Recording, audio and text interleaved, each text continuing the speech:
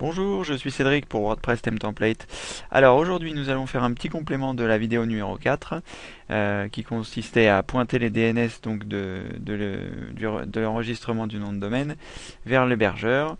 Si vous avez choisi les mêmes options que moi, c'est-à-dire un nom de domaine chez Gandhi et un hébergement chez One and One, il reste une petite manipulation à effectuer pour que tout soit en ordre. Donc c'est ce que nous allons faire aujourd'hui.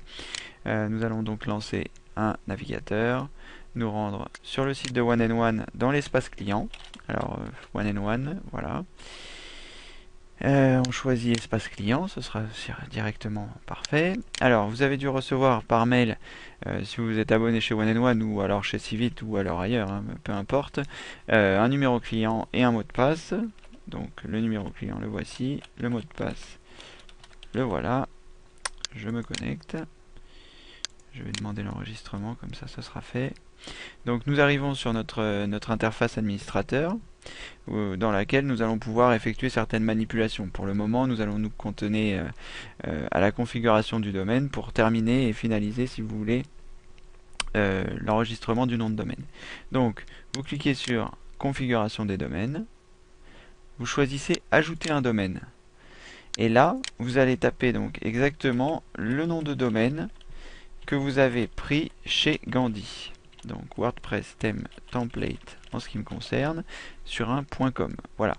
Donc je fais WordPress Theme Template.com. Ici vous mettrez donc votre nom de domaine que vous avez acheté chez Gandhi. Vous choisissez vérifier la disponibilité du domaine. Ça va prendre un petit peu de temps. C'est relativement rapide. Voilà. Alors, vous voyez que ce nom de domaine est déjà enregistré. C'est normal, il est chez Gandhi. Mais ce que nous allons faire, c'est utiliser les serveurs DNS One and One et conserver votre registraire actuel, c'est-à-dire Gandhi. Donc on choisit cette option, on clique sur Suivant. Voilà. Commander ou transférer un domaine, donc serveur email. Voilà, il n'est pas possible de récupérer les données de votre serveur email.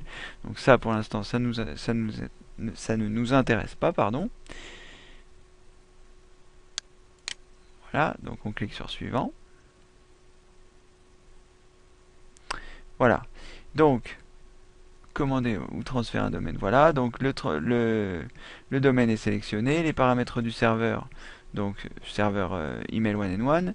Et donc, les serveurs de nom ont été transmis à votre prestataire actuel. Voilà. Donc, c'est ce que nous avons rempli sur la vidéo numéro 4. Donc, nous allons cliquer sur Commander.